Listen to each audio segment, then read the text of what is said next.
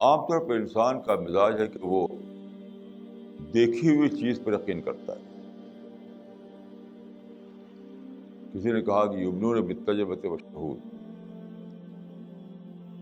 جو چیز دکھائی نہ دے اس پر اپنے کو کانسنٹریٹ کرنا بہت مشکل ہوتا ہے. تو لوگوں کو اپنا بیٹا دکھائی دیتا ہے، اپنی فیملی دکھائی دیتی ہے، اپنا بزنس دکھائی دیتا ہے، تو اپنے جذبات کو اس سے اٹیچ کر لیتے ہیں. خود دکھائی نہیں دیتا تو اس سے جذبات اٹیچ نہیں کر پاتے. یہ سوچتے نہیں کہ جو کچھ ملا ہوا کیسے ملا ہوا، چیزوں کو فار گرانٹیڈ لے لیتے ہیں. یہ تو ٹیسٹ ہے.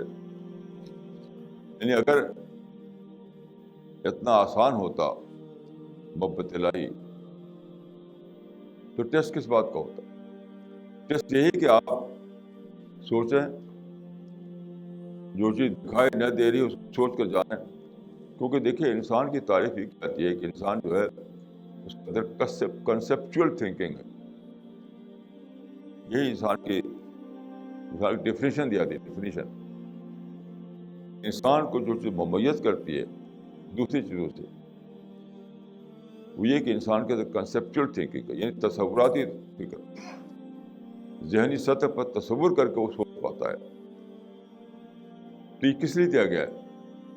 اس لیے دیا گیا ہے کہ آپ جو چیز دکھائی نہیں دیتی اس پر سوچ سکتے، آپ غیب کو مشاہدہ بنا سکتے. تو اگر آدمی اپنی تصوراتی یعنی صلاحیت کو، کنسیپچول تھنکنگ کو ایکٹیویٹ کرے گا تو ضرور وہ خدا کو دریافت کرے گا. دریافت کرے گا ضرور خدا سے محبت کرنے والا بن جائے گا.